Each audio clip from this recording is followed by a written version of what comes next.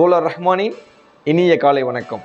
இன்றைய திருக்குறள் சிந்தனை, தூங்காமை, கல்வி, துணிவுடைமை இம்மூன்றும் நீங்கா நிலம் ஆள்பவர்க்கு.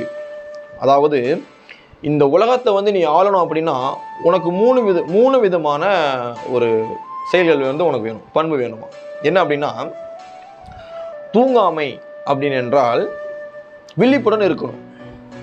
ரெண்டாவது கல்வி, அதாவது கற்க வேண்டியவற்றை அனைத்துமே கற்று அதை நீ செயல்படுத்த வேண்டும். என்னென்னலாம் நீ தெரிஞ்சுக்கணுமோ அதெல்லாம் நீ தெரிஞ்சுக்கணும். துணிவுடைமை அப்படின்னு என்றால் காலம் தாழ்த்தாமல் எடுத்த காரியத்தை விரைவாக செய்து முடிக்க வேண்டும். அதாவது துணிவுடன் செய்து முடிக்க வேண்டும். இதை நீ 3 செஞ்சுனா இந்த உலகம் உனக்கு காலை கீழே கிடக்கும்னு சொல்றாரு வள்ளுவர். எவ்வளவு அழகா சொல்றாங்க பாத்தீங்கன்னா, தூங்காமை, கல்வி, துணிவுடைமை இம்மூன்றும் நீங்கா நிலம்